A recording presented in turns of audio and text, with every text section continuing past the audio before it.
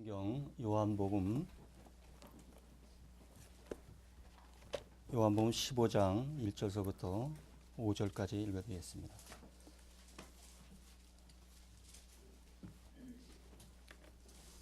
요한복음 15장 1절서부터 5절까지. 나는 참 포도나무요 내 아버지는 농부라.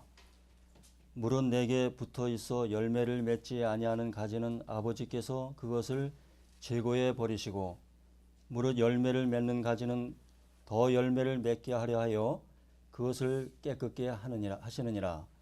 너희는 내가 일러준 말로 이미 깨끗하여졌으니 내 안에 거하라. 나도 너희 안에 거하리라. 가지가 포도나무에 붙어 있지 아니하면 스스로 열매를 맺을 수 없음같이 너희도 내 안에 있지 아니하면 그러하리라. 나는 포도나무요 너희는 가지라. 그가 내 안에 내가 그 안에 거하면 사람이 열매를 많이 맺을 수 있나니 나를 떠나서는 너희가 아무것도 할 수 없습니다.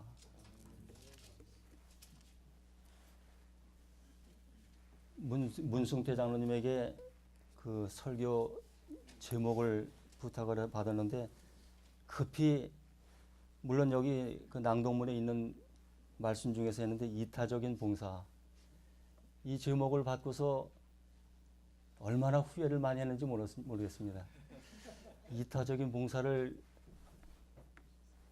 이제 여기까지 현수막에도 나오고 이렇게 했는데, 이타적인 봉사를 제 자신이 잘 못하고 있기 때문에 이 설교를 준비하면서 얼마나 후회를 하고, 참 제목을 잘못 선택했다 그러면서 어저께 산에 가서 이제 기도를 하면서 나에게 다시 한번 그런 봉사의 생활을 살고 이 말씀에 내가 변화되기를 그렇게 원하고서 이것이 주어진 말씀이구나 이렇게 생각해서 그 말씀을 즐겨 순종하기로 하였습니다.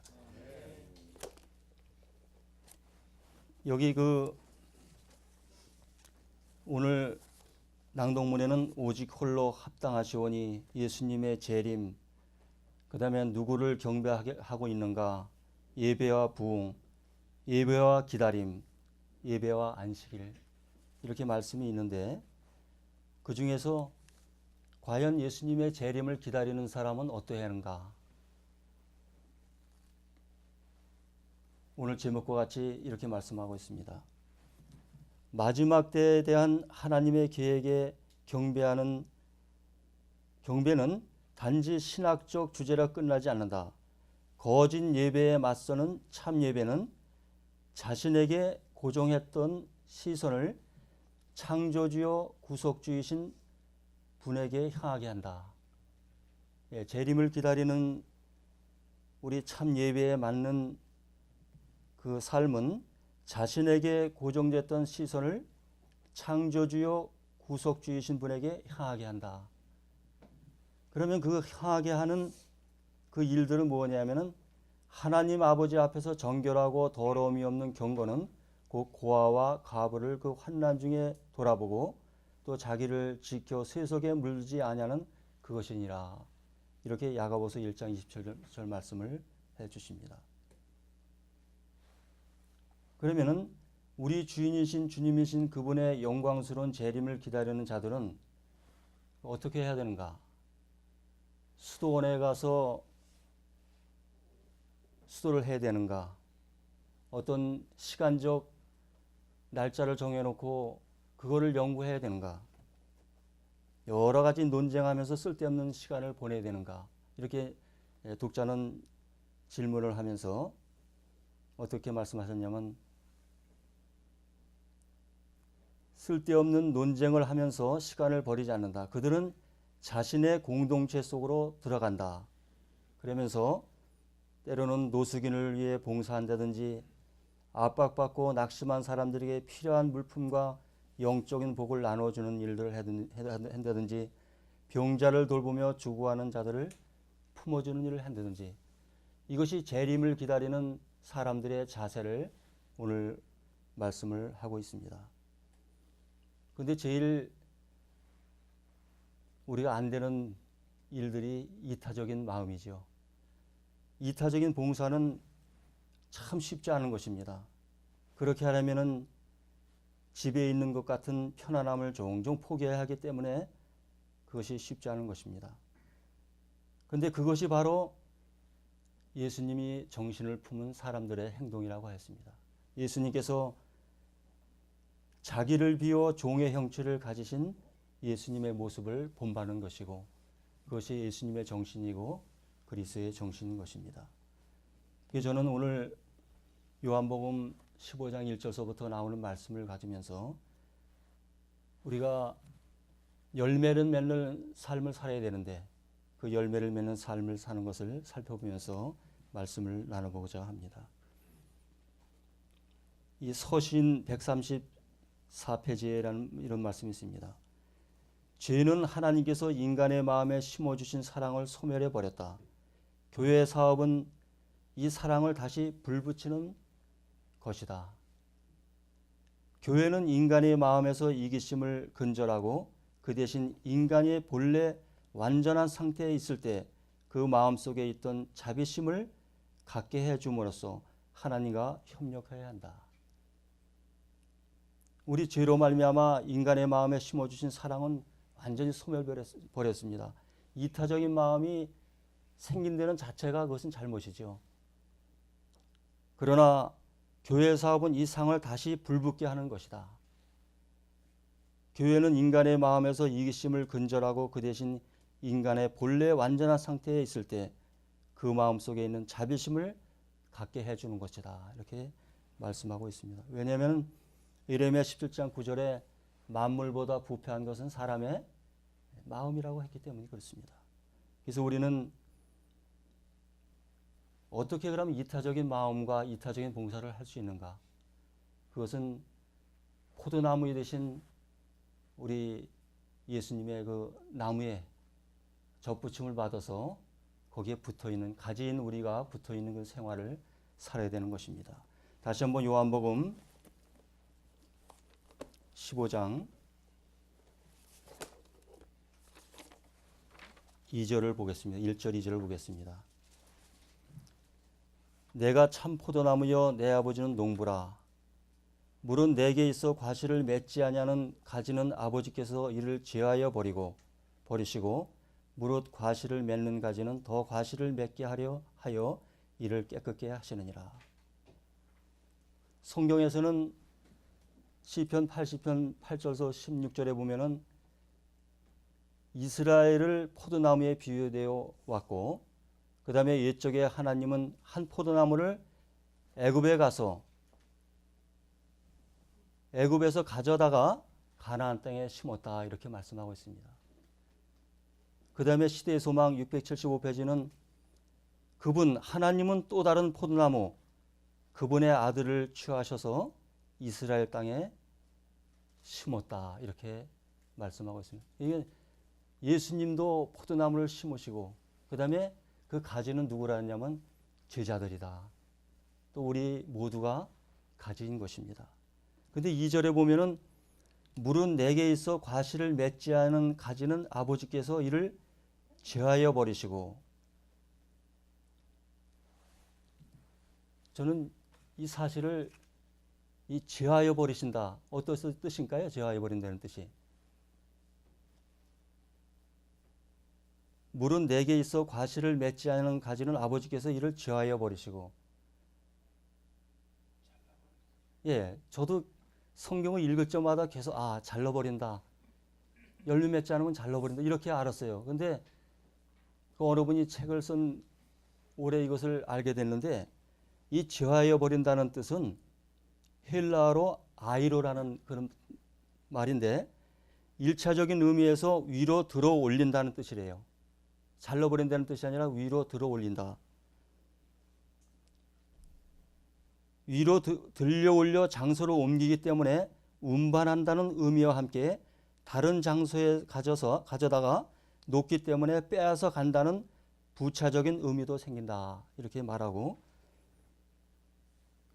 그러므로 열매 맺지 아니하는 가지를 농부가 아이로 한다. 들어 올린다.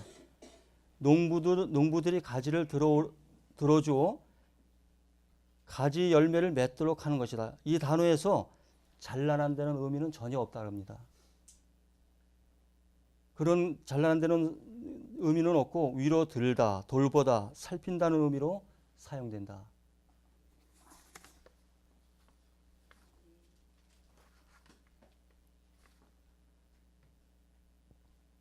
여기 포도나무 농사를 지으신 분들도 계시지만은 우리나라에서는 그것을 볼 수가 없을 것입니다. 그 팔레스타인이나 이스라엘 가면은 그 당시에 예수님 당시에 포도나무를 그냥 땅에 심고서 이 지주대는 게 없었죠. 우리나라는 다 지주를 세우고 비에 안 맞게 비늘을 치고 이렇게 해서 그 가지가 땅에 닿는 일이 없잖아요. 근데 가지가 땅에 닿으면 덩굴 식물이기 때문에 그 가지가 닿으면 거기서 뿌리를 내려서 그 열매가 안 맺힌다 그래요. 그래서 그것을 어떻게 했냐면 그 농부는 그 돌을 거기다 기워주든지 나무를 이렇게 받쳐든지 들어 올린다는 뜻이라 합니다. 그래서 그러면 그 가지가 아주 열매를 잘 맺히고, 근데 거기 그 나라에서 포도나무 가지가 얼마나 하나가 중요한지, 얼마나 그 비가 안 오는 땅입니까? 그래서 그것을 얼마나 소중히 여기면서 농부가 가꾸면서 땅에 이렇게 해서 열매가 난 것 같으면 그거 들어 올려서 돌을 받쳐준다는 거예요. 돌을 받쳐주고 나무를 받쳐주면은 아주 열매를 잘 맺힌다는 겁니다. 그런 뜻입니다. 저해버린다는 뜻이. 그래서 15장 5절에 내 안에 내가 저 안에 있으면 이 사람은 과실을 많이 맺나니 나를 떠나서는 너희가 아무것도 할 수 없습니다. 붙어 있으면 반드시 뭐가 맺히죠? 열매가 맺히게 되는 것입니다. 그리고 혹 땅에 닿아서 열매가 달리기 어려운 형편에 있는 가지들은 들어 괴어 올려주고, 농부는 최선을 다하기 때문에 열매가 풍성하게 열리게 되는 것입니다. 여기서 과실은 열매라 그러는데 그리스도 안에 있다고 공언하는 사람들은 그 공언에 부합되는 과실을 맺어야 한다. 이 과실은 다른 곳에서 갈라디아 5장 22절에 무슨 열매라 그러죠? 성령의 열매라고 알고 있고, 그 다음에 혹은 어떤 이들은 그 의의 열매라고 빌립보 1장 11절에, 히브리 12장 11절에 의의 열매라고도 부르기도 합니다. 누구나 주님께 연결되면 생기의 원기를 받아 열매를 맺게 되는 것이 사실인 것입니다. 농부이신 하나님의 그 인생이 들림받아 그 열매를 맺게 하시는 것입니다. 만약에 연결되지 않으면 어떻게 되죠?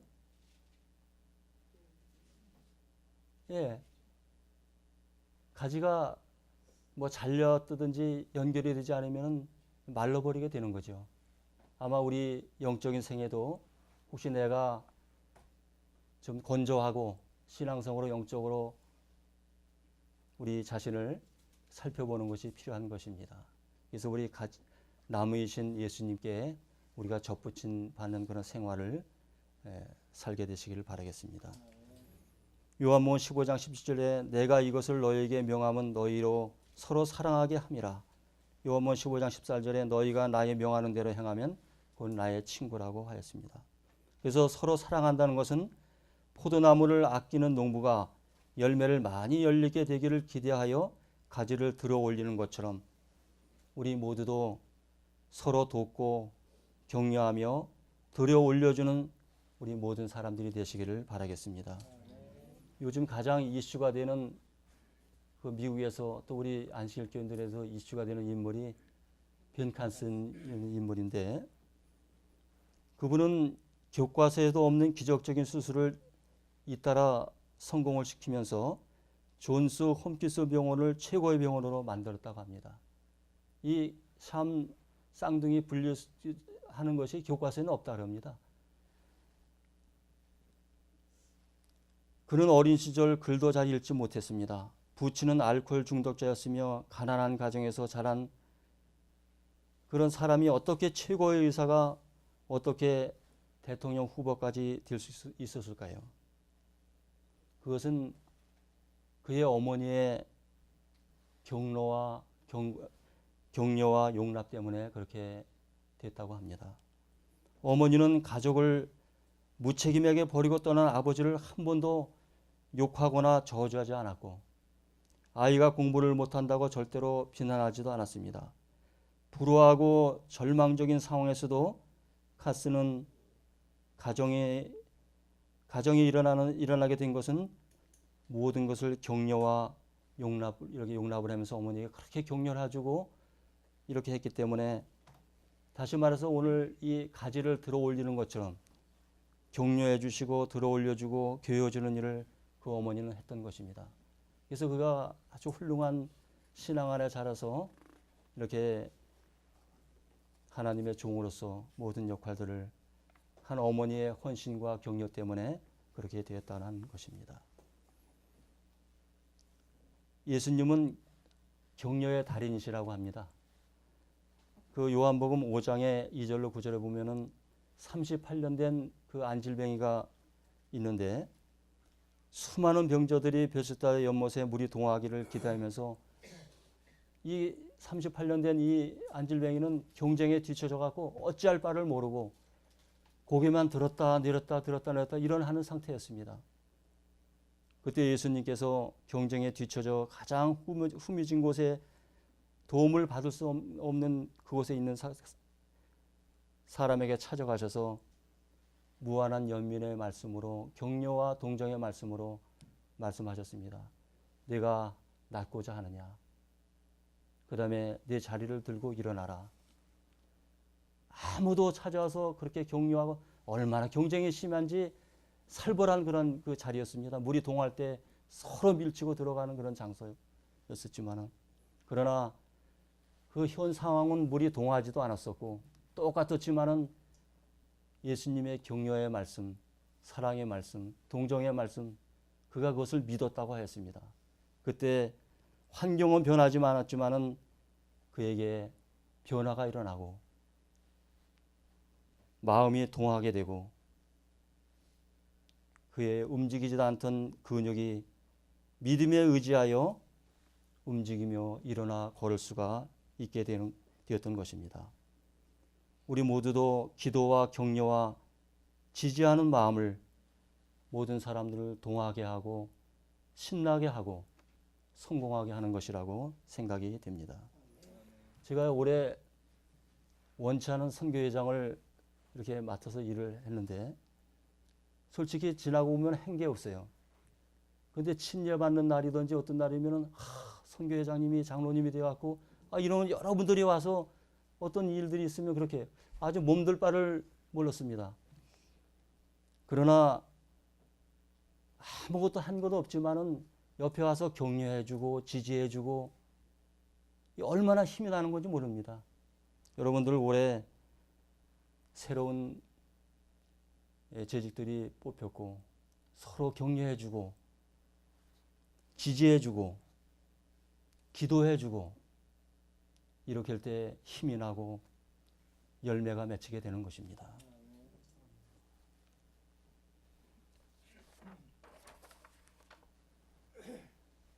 이 포도나무에 깊이 이렇게 박히게 되면은 우리는 그 이타적인 마음이, 다시 말해서 예수님의 정신을 갖게 되는 것입니다. 예수님의 정신. 그분의 정신이 힘을 주는 능력이 되어야 하며 그 능력이 다른 사람에게 영향을 끼쳐서 그들은 그리스도와 같게 하고 거룩하게 되는 것입니다. 과실을 맺는다는 것은 그것은 한 주일에 한 번씩 집회에 참석하고 기도에 와서 간증을 하는 것이 전부가 아니다.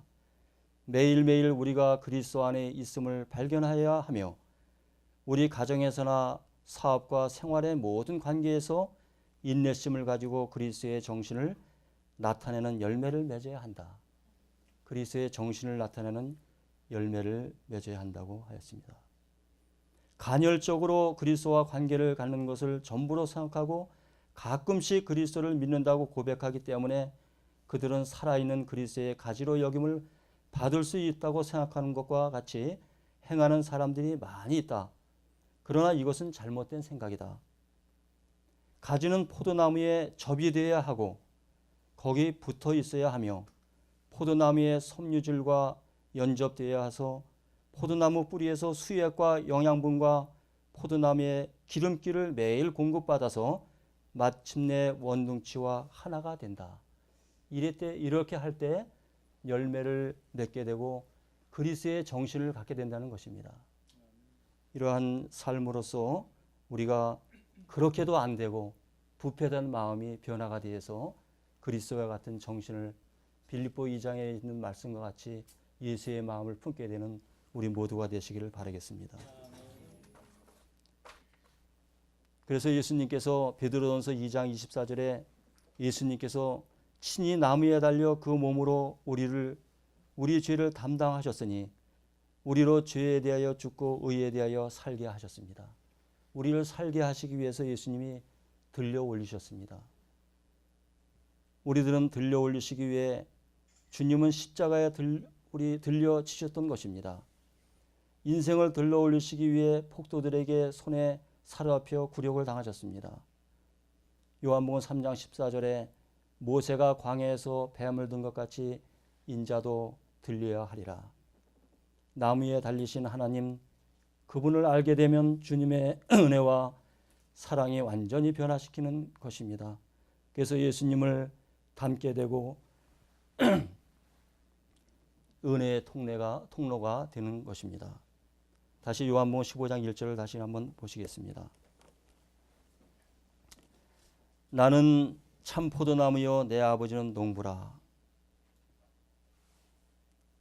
우리는 가지라고 하고 그리스도께서 그분의 제자들에게 말씀하신 것 같이 우리 모두도 가지인 것입니다. 허물과 죄로 죽은 영혼이 그리스도와 연결을 통하여 생명을 얻게 된 것입니다.